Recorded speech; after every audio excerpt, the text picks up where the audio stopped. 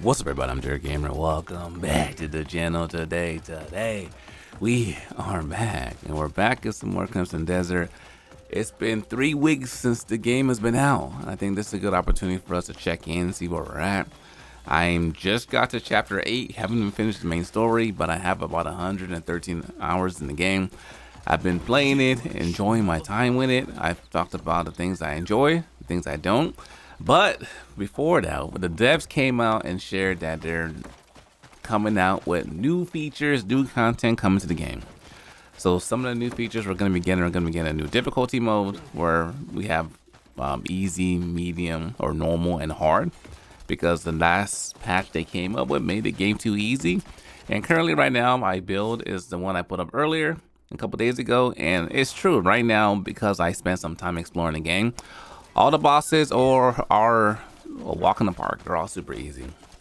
So I'm excited to see how that changes the game a little bit. We'll have new customization options for our controller. Finally, this game plays too much like Red Dead, and the biggest thing about this game is they keep on working on is the controller. It feels janky as hell. It's janky, it's clunky. I know some people, you play longer, you get like, okay, I get used to it. I've been playing for 100 hours. I'm used to it as well, but it could be better. So I'm glad to see that. We're going to have boss rematches so we can test our builds, fight the bosses again. And this is what I didn't know about. Essentially, what happens is after you completed the camp, the enemies are gone. And some people, I know I saw IGN reports that came out and said that the game is too peaceful because they beat everything already. Now, enemies are going to be able to retake the camp. So you're going to be able to fight those enemies again. More enemies gonna come back to keep the game lively and also keep the game a threat. The other characters we have in the game, they made a change, so now they're gonna have the ability to utilize your Axiom skills as well. So you don't have to switch to Cliff. You can just go ahead and fully play the other two characters, which is cool. I think it's time for us to introduce another character. I mean, it's still kind of early. The game's only 3 weeks out, so that's cool. Be able to dive into them. Your storage options, they're going to be specific storage options for your gear, for materials. You're going to be able to make food with stuff from your camp as well, and not just your inventory. So a lot of cool things, quality of life things they're adding to the game. I think another change they're adding is new armor for mounts. They're also going to be able to give us a chance to block the stuff on our back. I don't want to have the shield anymore. I don't want to have the arrows and all the stuff in the back. I know it's a staple of the game, but they're trying to keep it like with every single cutscene you go into, you pull out your sword and shield. I know they want it to be like that staple, but I'm glad that's gone. So now you can just play the game immersive the way you want it to be. Things I wish I would have saw them do is I wish they would have given us the ability to make our own character. There's recently a mod came out. I don't know if you guys saw it or not, but essentially allows you to go out and make your own character, a female character. I feel for a game like this that there really wasn't a reason I can see. Wait, what was that? There really wasn't a reason for them to not allow us to make our own character.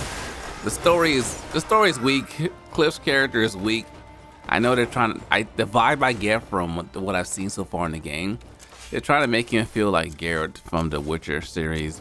And it's just not cutting it. So just let us make our own character and let it be a true sandbox, unique experience that the game should have been from the start. I know a lot of people are held off because they couldn't make their own character. So hopefully with the popularity of that addition from the mod community, that they go ahead and let us do that. So a lot of cool things coming. So now the question is, what is my experience with the game? A lot of people come out and they ask me. This video is made in collaboration with my other channel as well, Daily Deer Gamer. So I put up all my shorts, my VODs, all the long form stuff on there. So you want to catch that content as well, make sure you subscribe. Link in the bio. But a lot of people come and say, DJ, should I play this game? Should I buy this game? Where are you at? And it's funny because like for me, I play it, it's new. I make content, so I'm going to cover the latest action RPGs. Is this game good? The game is good. The game is very realistic. It does a lot of things. And exactly what we thought we were gonna get when we saw the trailer of the game is exactly what we got. The game is trying to do a lot, and I feel that the game is doing too much, and some of the stuff is not quality. I think for me, like some of the mechanics in the game, they could have like simplified them and made it more accessible.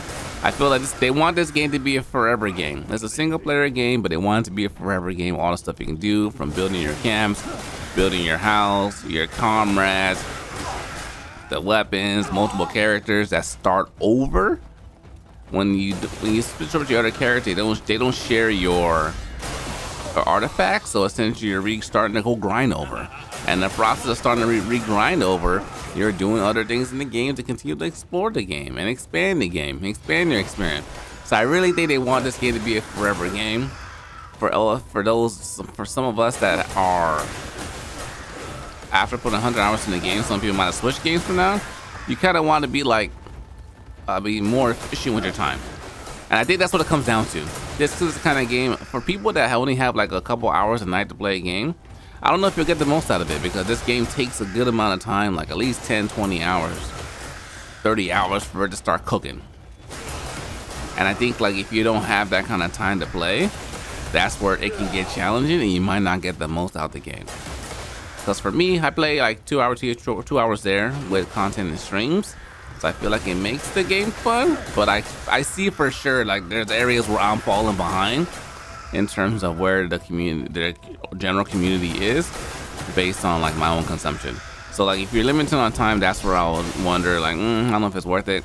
But the one thing they are doing that has kept me at bay is the fact that they continue to add updates to the game. They keep on adding updates to the game, and that tells me that they really want this game to succeed, because I mean it has to. When the game came out and the reviews were mediocre, their stock dropped 30%, and when the game got to mostly positive, their stock went back up. So I can see them really investing their time to make this game better. So things I like the combat. I think it's cool. Once you start getting some stuff together and make your build, like now I'm having a good time like wiping enemies. So but I think like the combat can be a little more intricate. I was asking some people, I never played the Black Desert series, and they're saying the movement combat was way more fluid. So I want them to incorporate that kind of stuff into this game. Like it should have been Black Desert plus from the start. So I think that's interesting. I can't wait to see what they continue to do, because it shows they have it in them. They're just like pacing their time out. The whole multiplayer thing, I don't think it should be multiplayer. I think the game is just fine being a single player experience. I think just spend your time making a really good single player game. Not every game needs to be multiplayer. I know some people want it. They said that if they were to do that, the graphics of the game will decrease, and I feel like they don't want that to happen.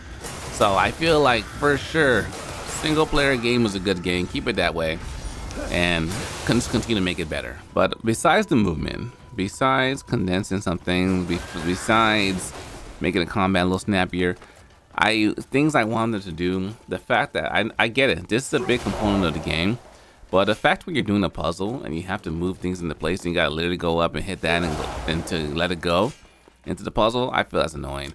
I know you have this skill you can buy, which is useful for you to just knock stuff into place when you need it while you're doing a puzzle, but come on, I feel like that's like absolutely pointless. I feel that there's also be able the option to skip the dialogue while you're talking to someone that's not a story related. You have to listen to everything they have to say. I'm like, bro, I ain't got time for that.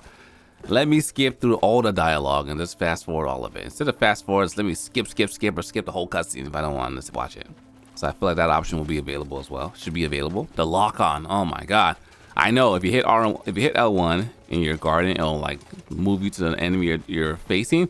But the most annoying thing in boss fights in this game is all of the bosses for some reason can teleport, and your lock on leaves them, and it's super annoying. So I want the lock on to stay on to the monster that you're fighting, or a person. When you hit the analog, the left or right on the D-pad, let us swap between like what the closest enemy is to you, instead of having to like swap and hit L1 instead. My last point is more of a design choice. I know they want this game to be a forever game, but I feel like some of the side quests, like for example unlocking lightning, was just a lot of bloat. It didn't need to take that long to unlock the element, and I gotta go back and unlock the other elements. I'm like, ugh, I'm already dreading it. I wanted to get the ice one, but I don't know. I feel like some of the content is bloat.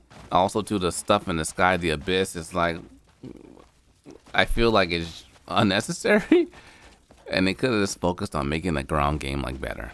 I feel like the really big selling point they came out with this game when they first announced it was, oh, it's bigger than Skyrim, and like bigger isn't always better. Bigger doesn't mean great. Quality means great. So I'm looking forward to them to add in more quality interactions. The world feels good, feels alive, they interact with each other, but it could be more. I also feel like there's a big open space. There's not enough bosses or mini bosses. And like, put more bosses in the wild. As I'm exploring, let a big ass fool to show up and let me have the opportunity to do a raid fight, but solo, you know? Those are some of the things I would like to see them add to the game to make it more like interesting as you're exploring. I know they went ahead and increased our stamina while we're flying, so we don't drain as much. And they should. My God, bring back the supersonic flight, because goddamn, this world is big as hell, and it takes forever to kind of get across. I know they want you to use the mouse, and that's the thing. But I feel like, come on, man, stop being stingy. Give us more. But these are my experience with the game. They're adding a bunch of stuff to the game. We're in a space where they're listening. They're proving they're listening, and they're making changes actively. So I'm excited to see what else they do. Comment below some things you'd like to see us change, some things you're loving, in case we missed it, or other things we could appreciate a little bit more. Thanks for watching. Stay smooth till next time. Dear Gamer signing out.